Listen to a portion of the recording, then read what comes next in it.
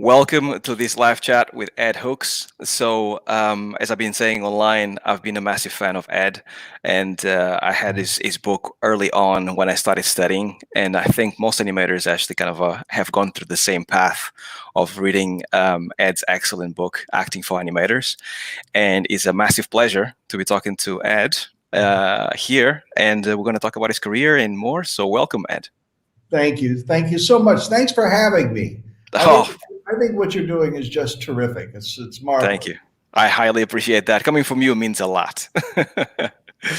So, as you can see here on the chat, like on the right of the screen, you can see some comments. So we'll actually chat a little bit, and then we'll actually pick some questions that most likely people will have over time. Yeah, we'll just take it from there. So I would like to ask you first and foremost that your career spans a long period of time, and I feel like the beginning of your career was acting, and then the second part was actually teaching and mentoring people, right? Yeah. So it would be awesome to actually start with the acting part. And I have a specific question about like a piece of acting that you've done. But why don't you take us how you started and the passion for acting and early days? Well, I was trained in New York. I came into acting in 1969. I went to the American Academy of Dramatic Arts, and I was in New York for almost 8 years. I did, I don't know, 30 some odd plays, and a lot of commercials, TV commercials, and some summer stock. I went out every summer and did that. My aspiration was to be a serious actor. I wanted to do Chekhov and Ibsen and Shakespeare and Williams and whatnot. And after 8 years there in New York, I let everything go and I went to Hollywood. And I began to work on the TV shows. And I did many, many TV shows. I was a second banana. Co-star, guest star, rarely the lead, although I had a couple of shows I had a contract on. But I was an actor for almost 30 years. Wow. And along the way, I started teaching acting. And at one point, I had acting studios in Los Angeles and another one in San Francisco. Right. And I went back and forth between those two cities. And in fact, that's how I came to start working with the Animators in 1996. Okay. In the Bay Area in San Francisco. The company DreamWorks had purchased a company called PDI, Pacific Data Images, and they were making their first movie, which was called Ants, with Woody Allen. I remember, yes. Yeah. And as it happened, the guy who was in charge of visual effects over at PDI DreamWorks was one of my acting students. It's a funny thing about acting classes, you know. You never know what people do to put food on the table. They're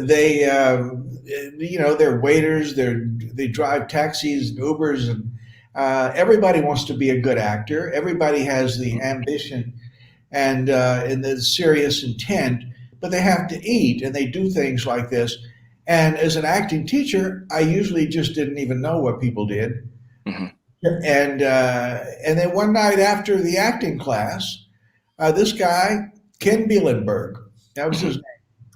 Ken said, I work for an animation company and we're doing a movie, and we've never done a movie. We've only done commercials. And we feel like we could use an acting class. He said, would you be willing to teach an acting class on site at our studio? I said, sure, why not? Why not? And so it was in Palo Alto, California. And I was living at that time in Palo Alto. So I said, sure.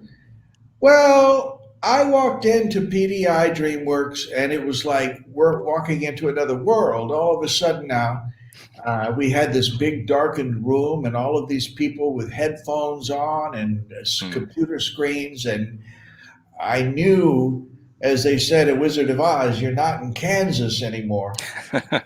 And and so I I tried to teach him acting the way that you teach acting to actors. At that time, Harvey, I thought that there was only one way to teach to learn about acting. I thought if you wanted to learn about acting, you had to go get up and act Yeah. on your feet with scenes, with people, and Yeah.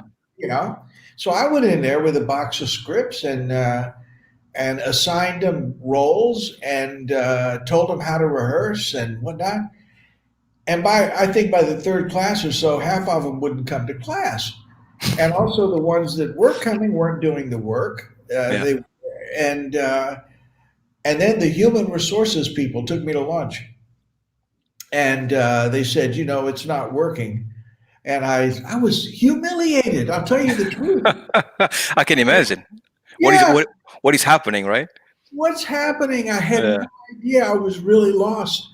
And I apologized to them and I said, I'm so sorry. I don't know what's wrong. Hmm. And they said, well, Ken tells us that you're a good acting teacher and we believe him. They said, that's when I found out he was head of visual effects Oh, for wow. them. I didn't know it. Yeah. See, it wouldn't have meant anything to me if I'd have known it. Hmm. So, but they did believe Ken. And they said, if you want to try some other things, we'll keep you on the payroll, but you have to stop doing what you're doing. Okay. I said, thank you very much. And Yeah. yeah. And so I got the animators all back together in a room and I said, okay, look, I said, I think I know something about acting, but I clearly just don't know anything about animation. Hmm. And you need to show me how you do what you do. And I need to be quiet until I understand this. And then maybe I can come up with a way to communicate to you what I know about acting in a way that'll be useful to you. That's great. So they gave me a chair with rollers on it, and I went from animator to animator. And I sat there with them while they animated that movie. And I would talk to the animators, and they would ask me questions about stuff they were doing, and I would ask them questions. And then I had my big aha moment, and that was that the actors work in the present moment. Hmm. So if I were to reach through this camera and touch you on the cheek, you would react. You would have a reaction. And I would react to your reaction. And then you would react to my reaction. Actors do this under great stress in Hmm. front of hundreds and thousands of people and cameras and what. And so they have to learn how to isolate senses. They have to learn how to focus, how to relax, and whatnot. This is part of acting training. Animators have 24 frames make a second. That's it. And anyway, the actor in an animation is not the animator. The actor is the animated character on Yeah. the screen. That's the point that interacts with the audience. So once I saw that, I said, oh, so animators don't need any of the sensory training, but they need to understand acting about as well as Anthony Hopkins does. Exactly. And so I started working with how do you teach somebody who's serious about acting? How do you teach them acting without making them an actor? Hmm. That was the beginning of what I do today, acting for animators. After that movie came out, I wrote the first edition of Acting for Animators, which nobody wanted to publish. Right. I had published several books for actors at that time. Okay.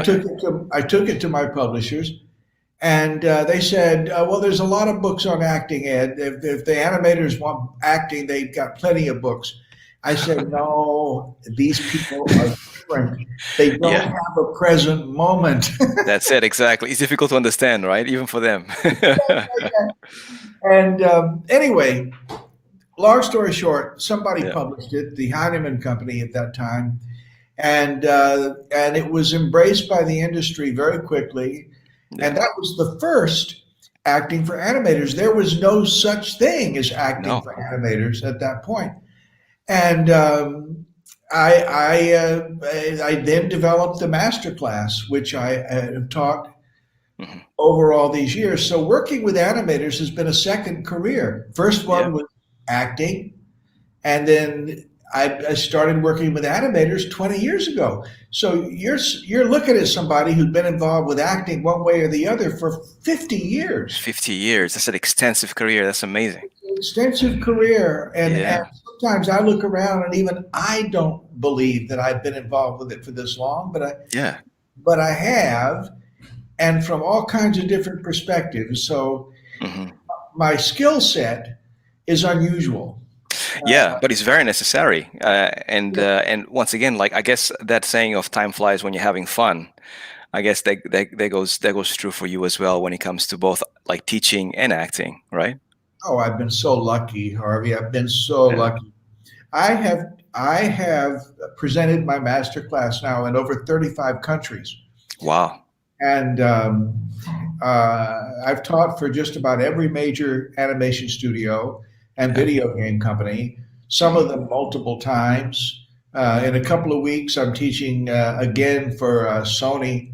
Yeah. They're putting together their team in Los Angeles, plus the one in Vancouver, Yeah. and we're doing a Zoom class.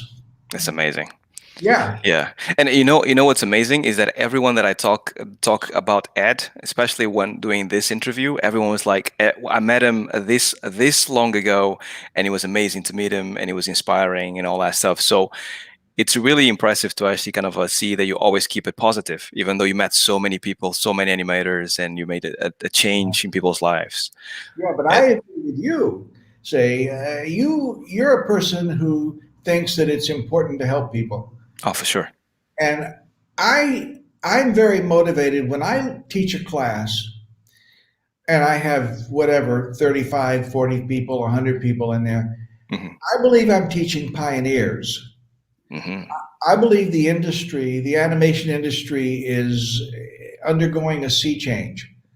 And we're leaving the heavy influence of the early Walt Disney days and Hmm. we're entering something else. We're entering the world of adult themed feature animation, for one. Hmm. And, uh, and these animators today are going to need a different skill set. For sure. And I care so much about this because I think that animators are shamanistic. Hmm. I believe you're talking to the tribe and you're communicating values. Yeah. And I believe that the tribe, this is not profound. I read the news, I see the news, don't we all? Hmm. And the tribes in the world are in a horrible place. And Yeah. they need shamans. Throughout history, shamans have been critically important to tribal life. They've been a reflection of values. Yeah. They've helped tribes survive. And what happened in the West, in Hollywood, is that all of this became commercialized, and it's It's somehow, driven it's driven yeah. by money, right? Instead of actually what sells the most, instead of like what is the right thing to do. That's what Michael Eisner said when he was Yeah. head of Disney. He said we're not in our job is not to create art. Our job is to make money and keep the stockholders happy. He said Yeah. that, Yeah. and that Aristotle. I teach in my classes. Aristotle said in the Poetics, every human action has a purpose. Hmm. That really is what acting is all about. You say, what is the character's purpose? What's the character doing in this moment? Yeah. What's the character's true purpose? And it also applies to business and art and all kinds of things. And the big purpose in Hollywood is to make money. And Yeah. the movies are content. They're platforms. They're tent poles. Yeah. Uh, it's big business. Yeah. And we're losing communication with the tribe. If you put a circle in the dirt, the tribe will come. And you need to have something to tell them other than, look how great I can do hair and water. Exactly. Yeah. I think the human element is getting lost, right? It is. Yeah. It is. If you ask people why they're making a movie, they'll say, well, you know, we want a thing that everybody will come and see and that'll win awards. And Mhm. it's all about the marketing. I Yeah. mean, there are exceptions. Of course, there are exceptions to this. But by and large, that's where we're at in the industry. And Yeah. in the evolution of streamers, has created something new. And then here comes COVID and the virus, which has caused all these companies to have to embrace remote workers. Hmm. Well, these things are converging. We're about to get into a world where a lot of animators are mainly employed remotely Yes. across different countries. Uh, the whole name of the game is evolving, and Completely. I'm in the middle of it, and I feel like I'm just one of the most fortunate people in the world to work with the kind of artists that I do.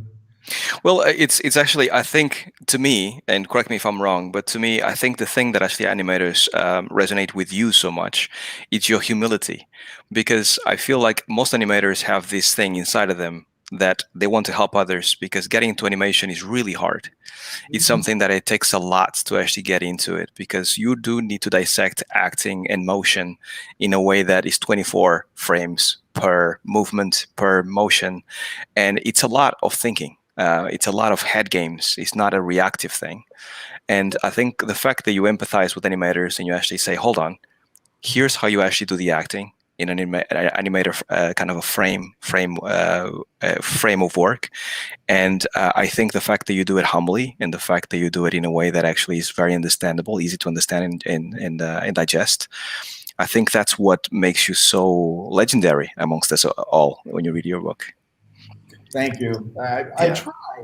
You know, as a matter of teaching, you can't understand the concept of furniture until you first understand table and chair. Hmm. And I'm always mindful of this when I walk into a room because I can sit and talk with you, Harvey. We can talk about Danish design Hmm. and Japanese design. But if somebody's working on table, uh, we're going to be losing them. Yeah. So I'm very careful to simplify everything as much as I can. I try not to use a lot of jargon. Hmm. Try to keep acting as basic and communicative as I can. I try to simplify it, Exactly. and that's the whole thing. That's the whole key. That's I, beautiful. I tell people in the master classes in the beginning beginning of them, I say, look, my goal is that by the end of the day and by the end of the master class, I want you to understand how acting works. You should be able to look at a scene and recognize whether or not it's working, and you Hmm. should have some idea of what you might do to fix it if you were able to, if you had the authority to tamper with it. Perfect. And here's a question for you. So now that you actually had this extensive career that spans 50 years and you've done half of it acting and half of it teaching, which one do you prefer? If you actually had which one is more fulfilling, I should say. It's a great question because as I mentioned, I came into acting. I didn't want to even be in front of a camera. Yeah. I wanted to be I wanted to be acting on stage and theaters and what. And I found out that acting is a very hard way to make a living. Hmm. Same as animator. It's 85% of the members of Screen Actors Guild earn less than 6,000, 7,000 US dollars a year. A They year. a year. Wow. They don't make any money. And so what happens is you wind up looking for the acting opportunities that will pay your rent. Of course. And and uh, and I did that. I did so many television commercials and TV shows. It got to the point where I was acting on TV shows that I didn't even want to watch. I see. And yeah, so teaching gives me the opportunity to be pure. It gives me the opportunity to look you in the eye Hmm. and communicate with you about emotion, about values, personal values, storytelling. And therefore, the answer to your question is I find much more satisfaction from teaching. Hmm. However, if somebody wants to cast me in something that's a good role, I'll be there. I'll do it tomorrow. Great. I love acting, Yeah, uh, and uh, and I also love directing. I just directed a play not long ago here in Lisbon, where I live. that's great. Yeah, What is yeah. it called? It was called The Lover by Pinter. Ah, amazing. In Portuguese or in English? It was in English. The only English-speaking theater here is called Lisbon Players, Yeah, and so yeah, it was an English language production, that's and it was great. well received, and it felt good. Yeah. It felt good to stretch those muscles with actors. Creative muscles, right? Yeah, yeah. That's amazing. And so I'm actually specifically like super curious about something. So I'm old enough, I'm 40, so I'm old enough to actually have grown up with Knight Rider. And No. and I was a big fan. I used to actually go watch it every single day, and I would like till this day I still want a car like that. So I know that you are involved with the show. So it'd be awesome to know exactly how that came about and how fun was it all? Yeah, there was Knight Rider. I was in the pilot for a Knight Rider, the first one. Um, there was a man named Glenn. Trying to remember Glenn's last name now, but he produced Knight Rider, Magnum PI, The Oh Fall yeah, Guy, wow, a number of these. classics. And I became one of Glenn's stable Hmm. of character actors, and I worked on all of his shows, most of them many times. But I auditioned for Knight Rider, and Amazing. yeah, I remember. By the way, it's a funny thing. The first time I saw that car, we were on the lot, we Hmm. were shooting, and here comes that car, and you cannot see the driver, and because the driver is hidden inside the driver's seat. It's Of a course, that's how the magic happens. See, I didn't know that. it's a fake seat. Of So course.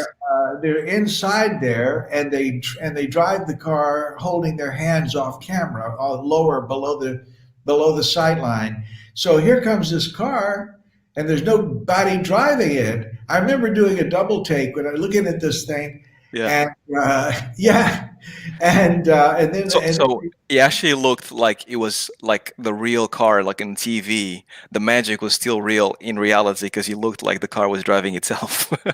reality it was, yeah, yeah. I Wow. I was very lucky to work with Glenn Larson. That's the last name of that guy, Glenn Larson.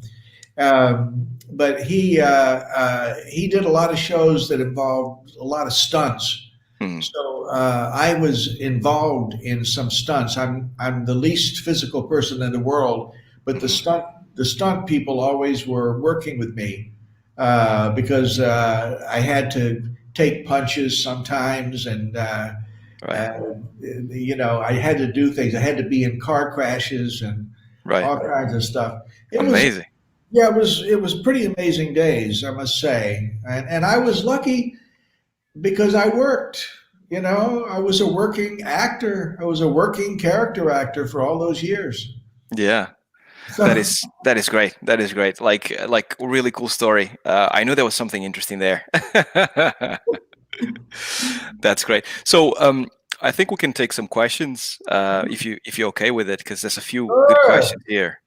Um, so let me just Oh, it's see. funny. I'm looking at these notes here. I see a lot of people were fans of Knight Rider. Yeah, exactly. David Hasselhoff. I can tell you he's a very nice man. I've had lunches with him, and Oh yeah, yeah, sure, of course. It was cast.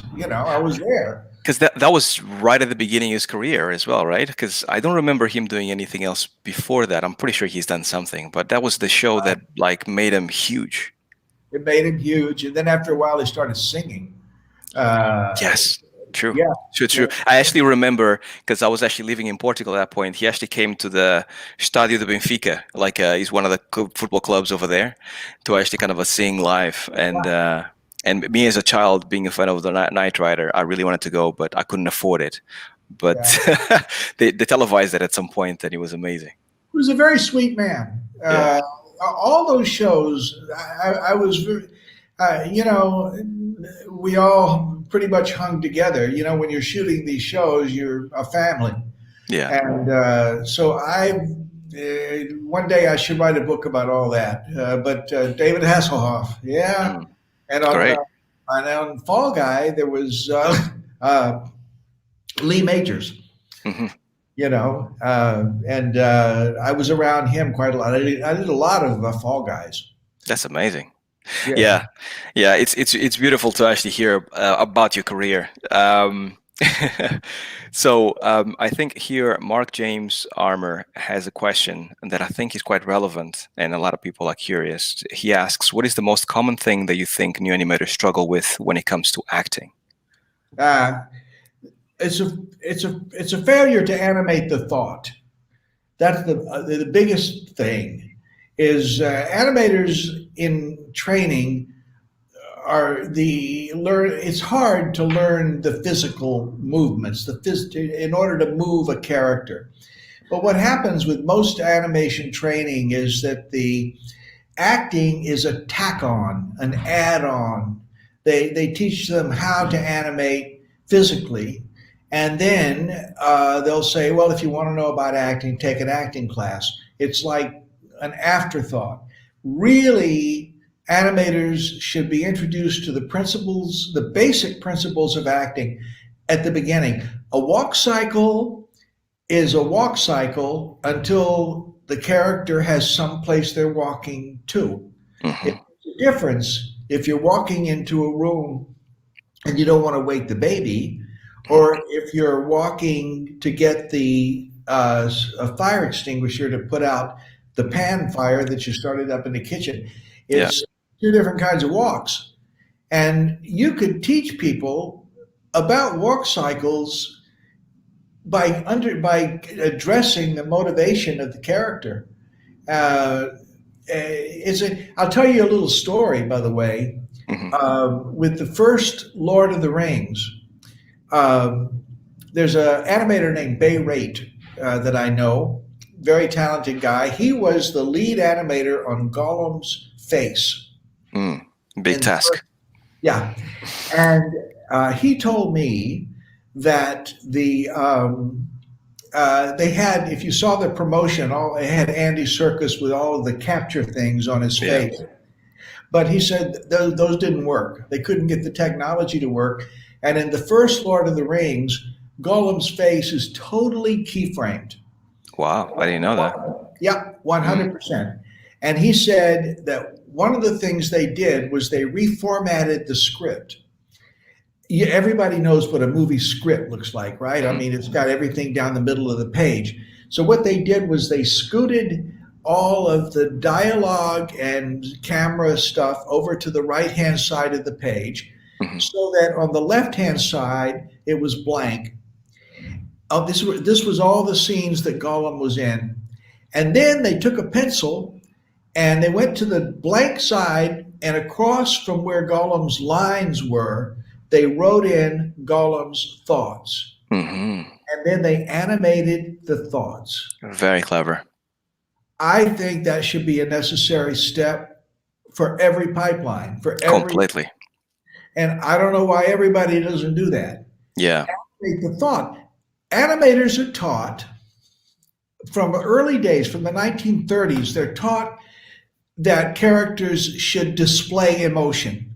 Hmm.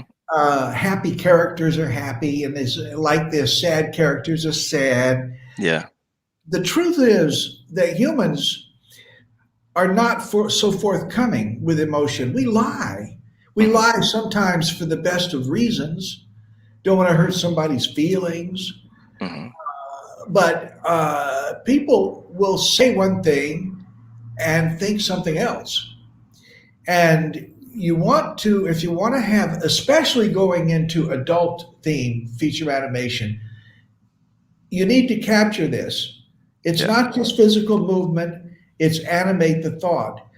So, in answer to the question, I think that animators need to develop a real appreciation for the essential nature of animating the thought, Yeah. because the thought doesn't always fit with the physical action that you see.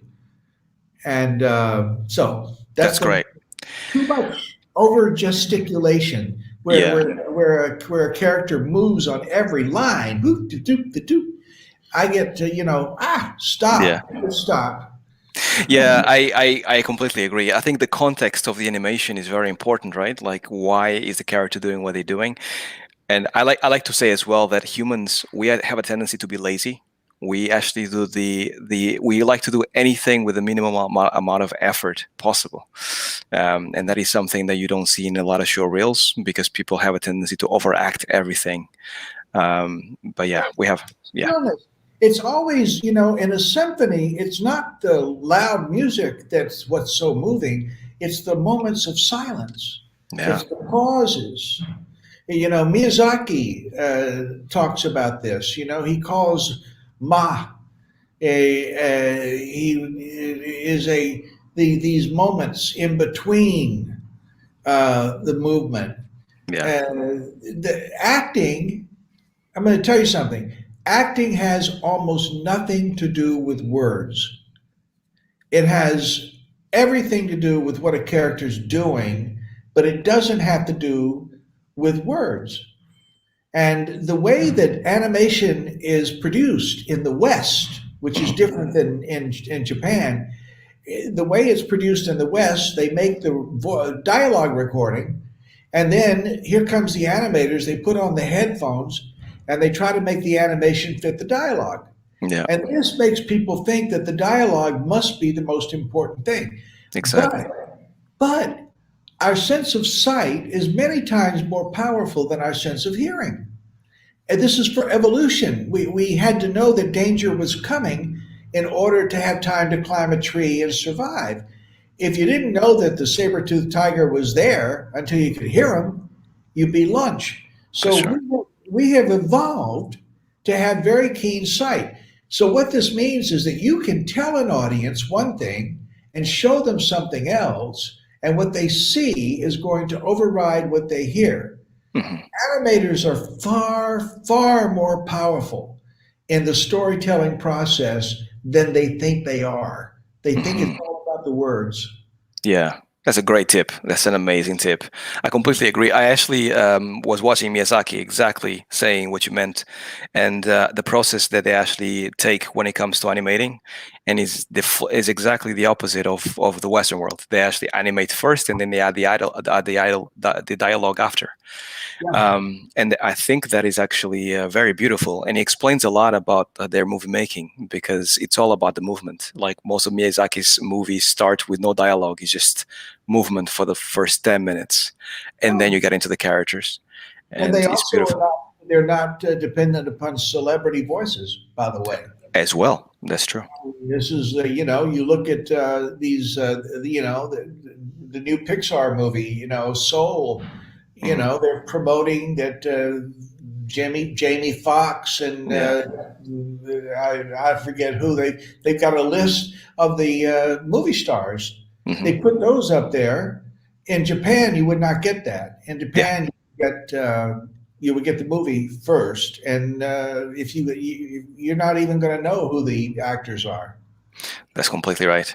Yeah, and I think that actually goes to this other question that Stalin is asking about how appealing poses and acting are related, Hmm. in your opinion. because some animators tend to focus more on appeal or overacting. On the other hand, people don't want to watch something if there's no appeal. Mhm. So yeah, I think it's kind of like the same answer that you just gave to the other question as well about the overacting. By the way, I see something here. A comment. Oh, you know who's on here that's listening to us, watching us right now? Oh, A man named Paul Nash. Do you yes, I see? can see it. Yeah. Paul did all 100% of the artwork on in my book, Acting for Animators. Oh, He, great. yes, he did. Yeah, he is he's a fine animator, a Yeah. fine animator teacher, Hmm. and just one of my favorite people in the world. That I see that he's put a question on here, and hello, Paul. It's Yeah. so good to hear from you. I wanted to answer your question, and you mentioned Circus. Andy Serkis here. Yeah, Yeah. Andy. He's Andy Circus, I believe, is a talented actor. He's a talented, but he's also one of the luckiest people in the world because he stumbled into doing the motion capture stuff, and the animators taught him how to do it. I know, yeah, and this is why controversial in the animation world, Andy Serkis, because he feels very much like he wants to win an Oscar for his performances. But I mean, Yeah, half of it, if not more, is the animator actually putting on. So as you said, the first Lord of the Rings is actually hand key all throughout, right? well, Andy, he wants to get a Best Actor Academy Award. You know what needs to happen with the Academy Awards, which is another. We should talk for another hour about Academy Awards. But what they need is a category for digital characters. Yes, And then when the digital character, whichever one wins, then Andy and the animators all get up. yes, And because contrary to what Andy thinks, he is not wholly responsible for the life of the character. yeah, He says he brings the soul. He brings all of the acting. yeah, He really claims this, and he says that the animators do digital makeup. It's very yeah. insulting. It's It's very not, insulting, completely, completely. it's And I not think true. yeah, completely not. Yeah, and I mean, if he actually wants to win an Oscar, I feel like the stuff that he has done, for example, in Black Panther. I mean, he's a good actor. He's a great actor. Yeah, He comes through like very strong. Star Wars, same thing. But I feel like yeah, he cannot be so dismissive. On the flip side, you have Keanu Reeves. Like he's been on this game called Cyberpunk as of late, and he was actually all about how the animators made him look good and all the work the animators did and all that stuff. So maybe it's also a lack of understanding about how much work the animators put in the background because you've seen it firsthand, yeah, but maybe some of these actors don't get to see it. yeah, yeah. They don't. People don't appreciate. I mean, look, I got to tell you the truth. What animators do is like magic to Mm. me. I happen to like magic tricks. And I just, I'm awestruck by the talent. When I teach a class, half of these people are drawing pictures of me during the while I'm teaching. I walk around and I say, there's so much talent, Yeah, and it's such a sophisticated skill and art form. yeah. And It's something for the patient. That's for sure. Whenever yeah, you showcase how you actually animate a character, it doesn't matter if you CG or on paper, but the yeah, amount of patience that it takes to actually get something convincing, it's amazing. yeah. It's quite an accomplishment. Exactly. So I cannot like we have I know that you have to go in within like the next 20 minutes because you're a busy guy. So I don't want to take all your time. But I wanted to ask you about games, briefly about games, because obviously you've taught acting for games, and I know that you were talking about how animation is getting into like a new era of how things are done, and I think games are a big part of that. So, what kind of lessons have you learned in games or acting for games that are slightly different than film, or is it all the same? No, well, people who do games have got different kinds of issues. I mean, for one, a player cannot empathize with his own avatar Hmm. uh, to the degree that he can control it. You can't empathize with your own self. You can only empathize with other people. Hmm. So, one of the advances that I'm seeing made in games is that avatars are increasingly becoming rather independent, where they're not wholly responsive to players. They are responsive. They'll go right when you tell them to go right, and they'll shoot the gun when you tell them. But they also are developing a brain, and they're aware of the world around them. There's a lot of work being done with NPCs, Hmm. with the non-player characters, which Yeah. historically have been like wallpaper. Yeah, pretty much.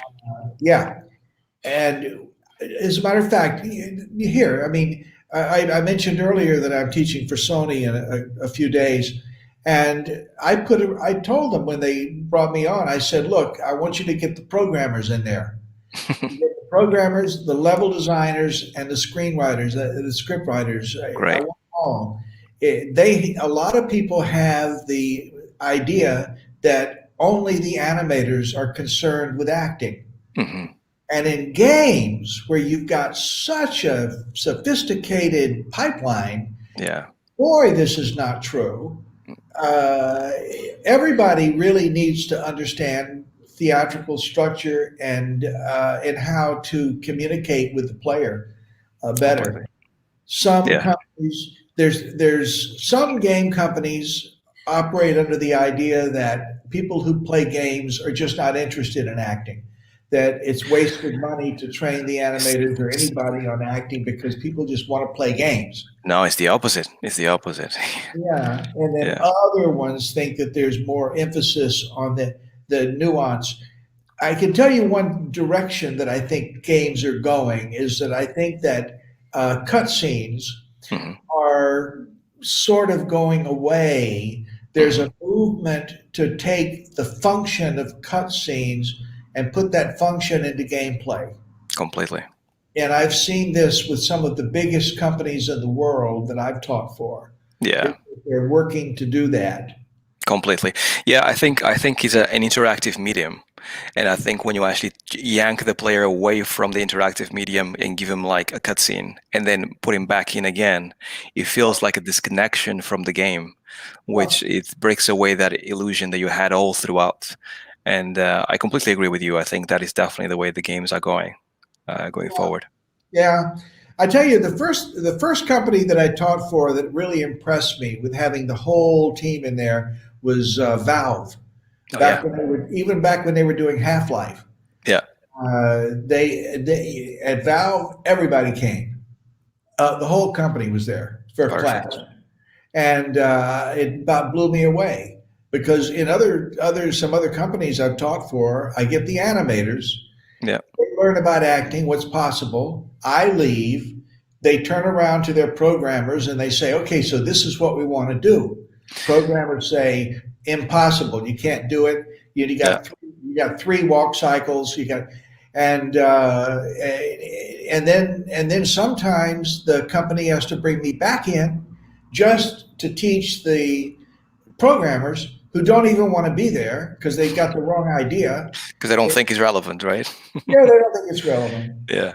But anyway, Yeah, I think games has like I believe there's some games actually making this true, and I think it's going to become more often. But I think because it's an interactive medium, it can be so much more powerful than anything else. Especially sure. because you go on a journey with a character for I don't know 60 hours. So Yep, by the time you get to the end of that journey, and Zelda is what a good example of this. By the time you get to the end of that journey, especially if you have like like an emotional moment where the character dies or something bad happens to the character, you feel so attached to the character because you've been through so much yep, that it just breaks you apart. And many games do this really well. And I think that that's the magic of games. That's the games that really get stuck to your mind, yep. the experience of it all. Yeah, I agree with you Yeah. completely. Perfect. So, Ed, there's lots of questions that people are throwing our way, which is great. But I feel like we need to talk about your new video classes that you have on out there, which is really cool. Yeah, with the U screen. So I'm just Yeah, gonna I'm going to share my screen, so maybe you can talk us through a little bit Oh, of. I'm happy to mention it. Thank you so much for the opportunity. No You know, problem.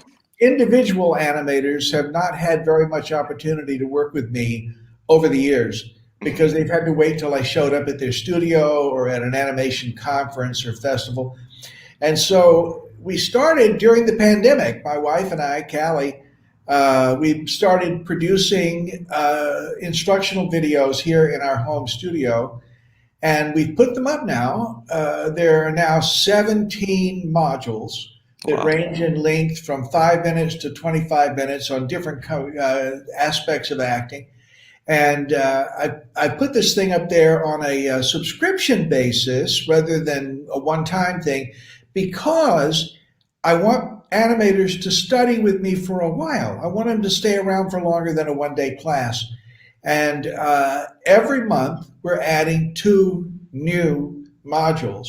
And I'm available to people to look at their work. And we're trying to do something really special with it. And it's Amazing. yeah, and I'm real excited about it. Yeah. If anybody is interested in it, because the email, the address of it, the URL is right. It's a little crazy. Yeah. Send me an email, edhooks@edhooks.com, Ed Hooks at at edhooks.com. edhooks.com. Yeah, and It's I can. simple enough, but I'll put it on the chat for everybody looking, Okay. everybody watching.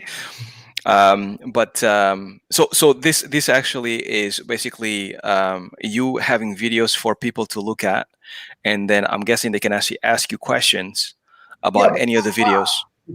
if somebody wants to ask me a question, they got to send me a note there, and then Yeah. I'll respond to it. So we're not live, Yeah. but the most of the modules, what you've got is a situation like this. I'm sitting there talking to the camera, Yeah. and then we're able to put up clips from films. I'm able to show things to illustrate the various acting points. I'm able to make like multiple modules just on the topic of empathy, Nice. how to establish empathy. Hmm. Uh, I mean, it's an opportunity. Look, the master classes that I teach they're really good. Yeah. I don't mean to be immodest, but they're really good. I'm there. I'm able to interact with people. We make eye contact. We got an immediacy. But I'm not able to. Those master classes are designed for animation studios, and I have to do them from 10 until 5. I have to cover a lot of territory In a in that day, period of time. I can't do any of it in a lot of depth. The video training, I'm able to work in depth. of Why course. does it make a difference? Makes sense. And this is why, actors, stage actors, movie actors do scene study. Hmm.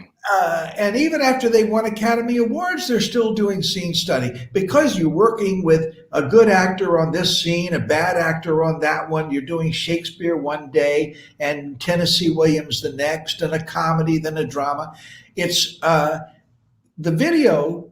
I'm able to do this sense of it Yeah. for animators to where Perfect. you look at this and then that and the other and keep going. Yeah. That's great. And I'm guessing like seeing all of this because it's definitely amazing value for money. And I always say on my videos that you should invest in yourself is the best kind of investment you can do.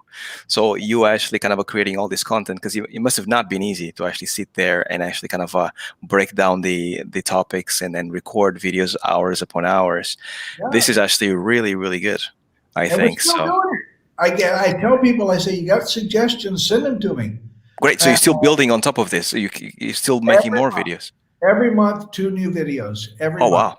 So you guys heard it here. So feel free to actually add ideas going forward because that's definitely great. Because I know for sure a lot of animators in games, including myself, we all feel that acting is definitely something missing from games, and there's so much more that we can achieve when it comes to acting, especially if other people understand it that are not animators. So having these classes is great because it's going to be something that we can actually pass around the studio, get people to actually kind of get to know head hooks, and if anything, we can just bring you along so they can see you in person and ask you more questions. So that's really good. That's really great. So Ed, like we only have like 10 minutes left. So do you want to answer a few more questions? Oh, sure. Um, Oh, yeah, yeah. Happy to answer them. Yeah. that's great. Yeah. And yeah, someone actually mentioned that is the price of the course is it how much is it for the course that you're doing right now? It comes down to what is it? What I do is I sign people up for either 6 months or 1 year, Okay, and so it comes out to the most it is I think $15 a month, that is super cheap. uh, Yeah.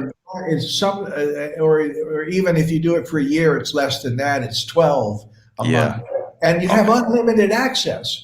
that's Uh, great. you have access to the whole thing. I can't, if somebody, I mean, $12, $15 a month to put it into your career. I've tried to price this in a way that entry level animators can afford to do it. For sure. For sure. And because I think it's important. Yeah. And And you have a very specific set of skills that only you can do. That's the thing. Only Ed Hooks can teach acting for animators. Like there's no one else that actually can teach acting for animators. I mean, there's animators that can teach acting for animators, but coming from your perspective and having so much experience, it's well, really interesting. what happened is I see that there's quite a lot of classes and stuff out there called acting for animators, but when I look into them, most of them are just some form of mentorship to Hmm. where you've got an experienced animator saying, okay, if you want a character to be surprised, then do this with the eyebrows Yeah. or do this with the arms. It's actually mentoring. Yeah. What I do is I teach classical acting theory that goes all the way back to Aristotle Hmm. and acting structure, scene structure, storytelling. Uh, and it just requires a particular unique kind of skill set For sure. to do it. And I've been around as long as water. So, Very young, still very young. So I have one question before we go into other questions because I'm just curious, and this is just a live question. But I know you've been around for a long time in terms of your career, but I can tell that you're still curious about a bunch of stuff, and you understand games very well. You understand obviously all these new up and coming technologies like streaming very well. What keeps your mind still curious after seeing so much and having done so much? psychology. Why the definition of acting is behaving believably in pretend circumstances for a Hmm. theatrical purpose. That part about behaving believably is it keeps you constantly studying why people do what they do. I am quite a student of what you call evolutionary psychology. Hmm.